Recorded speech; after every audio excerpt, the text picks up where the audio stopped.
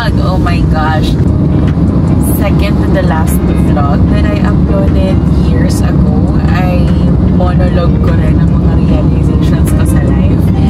And actually, watching it or remembering also, ano mga pinagsasabi ko doon, I'm just so happy and thankful to the Lord kasi yung sinasabi nilang malayo pa pero malayo na.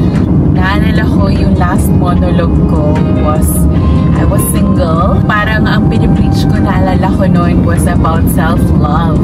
Now I'm married. Almost a year na married. So, diba, sobrang grabe. Ang dami nang nangyari. And I'm also happy to be vlogging again. I may not have a lot of subscribers, but merely, actually, ang main purpose ko lang naman din talaga why I even bought this camera and why I'm even doing this is for memories talaga. I'm a memory hoarder. And I usually regret, sabi nga naman talaga, di ba, nasa huli ang pagsisisi. Pag tapos na yung moment, nagsisisi ako na, sayang, sana video ko. Sana, ano mo yun, kinip ko.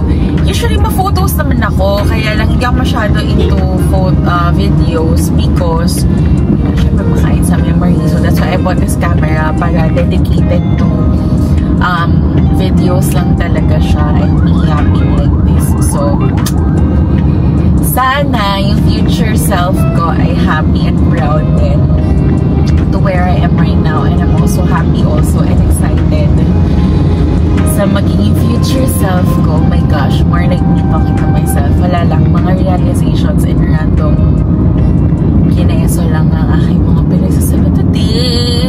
And actually right now, I'm on my way to meet my friends from dati kong work nung nasa Makati pa ako, nung nasa advertising agency ako. And it's been, I think, more than a year na. I think 2 years na since last kami nagkita. I resigned there around 2018. And it's also since 2018 na VA ako or virtual assistant. And I'm just so happy how the Lord has really led me to this job, to this career, to this path. Totoo talaga yung Jeremiah 29:11 na He has plans for you. Because ako personally, wala akong plano nun sa life. Nag-resign lang ako, lumipat ako ng agency. I didn't like it. And then, dapat mag-venture kami into a business ng brother ko. That's why I stayed in Cebu for half a year. But, while I was there, dun yung time na nag-start ako mag-VA with no knowledge. That is pre-pandemic. And I'm also just thankful for the timing. Because, nag-boom yung pag-VA noong pandemic, 2020. Though yes, nawalan ako ng clients during pandemic, but it's also during pandemic kung kailan dumami yung mga applicants din ng pag-VA. So, alam mo yun, who would have thought na wala talagang magsusukat na kalain na mapupunta ako sa ganitong trabaho. I never even thought na merong ganitong klaseng trabaho, na merong ganitong klaseng career. And I'm also just happy because aside from the jobs that we have, me and my husband, we're also able to help other people or even our friends to have their own jobs as well. And even clients actually, kasi nakaka-happy when we get feedback, when we get messages from them na sobrang happy lang nila na na we're able to help them. Nakaka-happy na win-win situation talaga siya.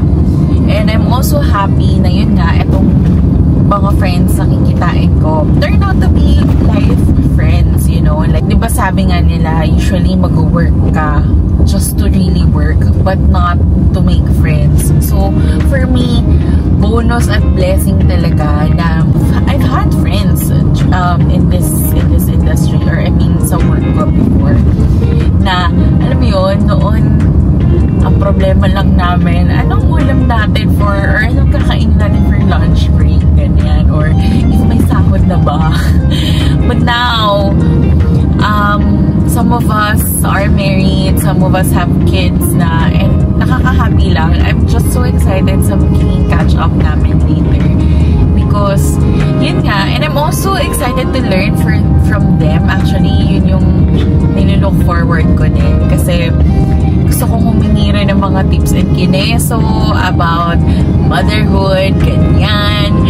And honestly, konti pa lang yung friends ko talaga, like close friends na married na. So, I don't really have a lot of friends to talk about the married life. Diba nga they say na yung sa friends, it's quality not quantity. So, I'm so blessed to have quality friends. Hindi ko man sila laging nakikita or nakakachikahan, but I know na isang message lang sa kanila, they're there. Ito yung mga people na hindi mo man sila laging nakakausap. Alam mo na pag nag-message ka or kung sakaling kailanganin mo sila, they're just there. I'm just so excited to see them again.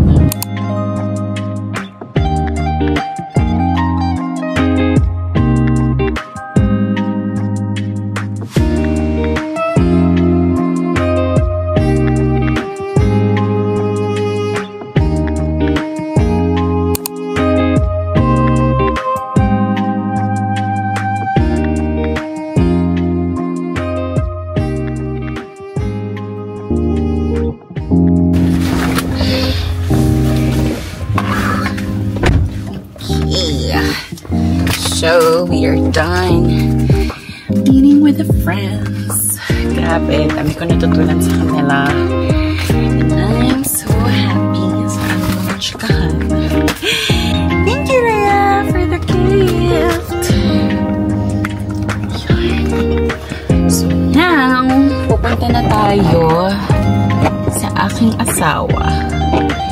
Because siya ay naghihintay sa aming Airbnb.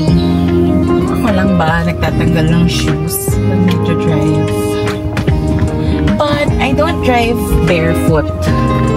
Gusto ko lang na naka-slippers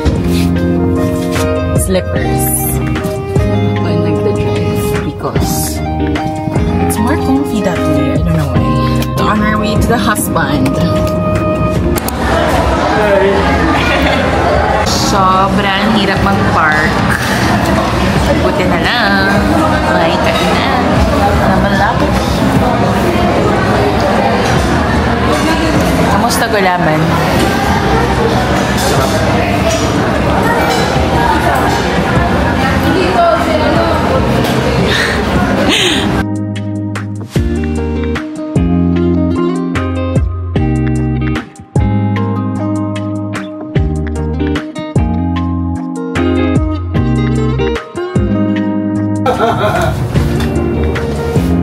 Ang daming lera. Tawa. Ang nga dito. Welcome to our quick Airbnb.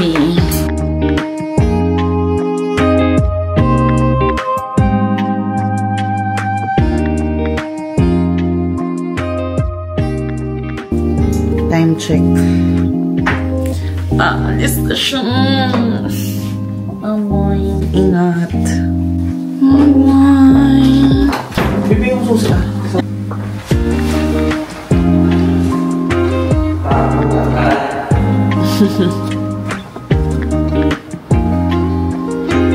Bye-bye.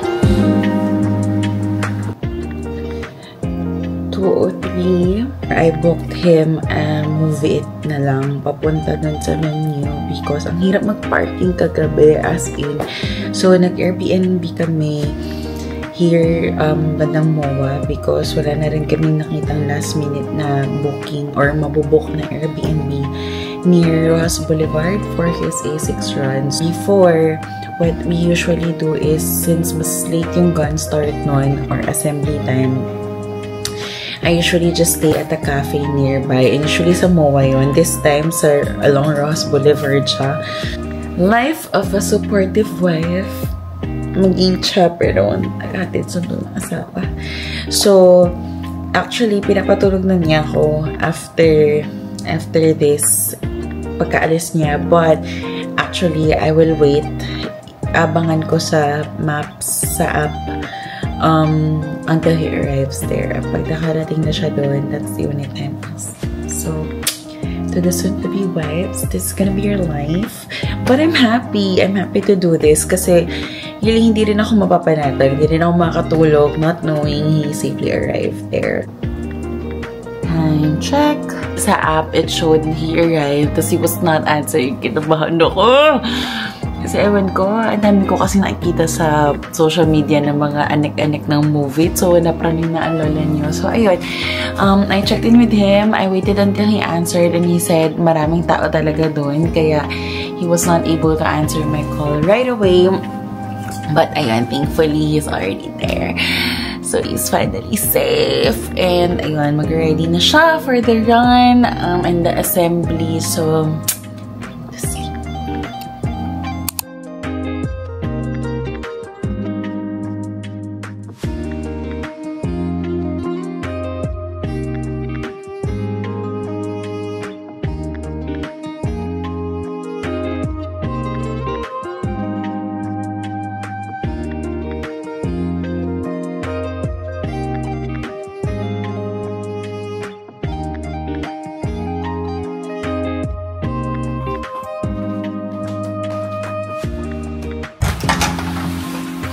hi! Cool.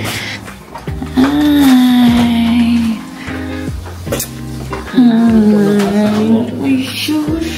How was the run? Good. We're happy ka? Yes. Nag-enjoy ka? Yes. Next year ulit. Hindi ko na yung mga previous. Ang haba ng previous. Pagkutulog na lang ako. Ikaw talaga yung nag-fan na rin na hindi ko makuha ng freebies na. Hindi ako makuha ng previous. On the way to church! Good morning! Pero na pa tayo. Machi-machi! Papas ka na eh. Merry Christmas! So, let me get into what I want to talk to you about. Because... Kamusta church? Praise the Lord. Ang amazing no! Thank you, Lord. May energy at sa... Dahil dyan, kakain na tayo! Well done, stick for me! And sharing na pasta all to himself. Wow! Grabe yarn.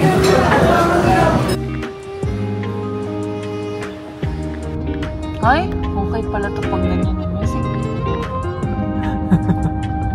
So, yung vlog ko kahapon was about life updates kasi ngayon last vlog ko or last talking vlog ko, single pa ako. Eh, nag-chika pa ako about self-love. Tapos ngayon, kasama na ako. Gumanito pa ako kahapon eh. Sabi ko, kasi married na ako, ganyan. So, ayun, life update. May kasama na ako. Gano'n ka rin. Ayan. So, mag-1 year na kaming married Next month. on December 19.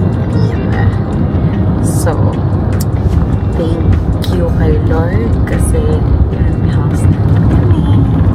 May 2 dogs kami. Ever since yung Bali vlog, ayun, we got married na.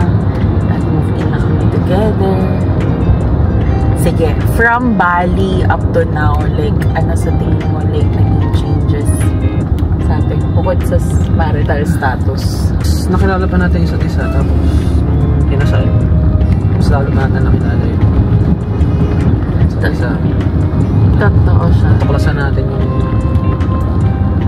maganda yun, pangit sa atin, na hindi pa natin nakita before. Totoo yung sinasabi. Totoo yung sinasabi ng mga matatanda na mas makikilala mong isang tao pagkasama mo na siya sa iisang bubong. Hindi siya, ano lang, parang emeng kasabihan. Totoo siya.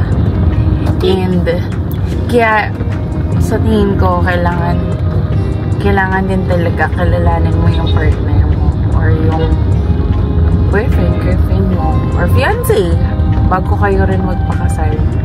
Magkaiba kayo ng ugali. Tapos, syempre may mga ginagawa kayong nakasanayan nyo ng magkaiba. So, sasama kayo. Diba? Malaki yung adjustment. Totoo.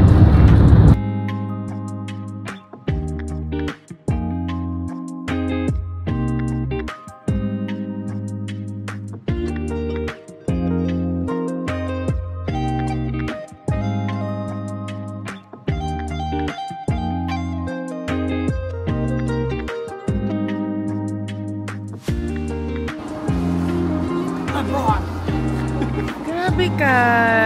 Tama ba? Huy, kawawa naman. Mas may buhay pala siya tuwing gabi, no?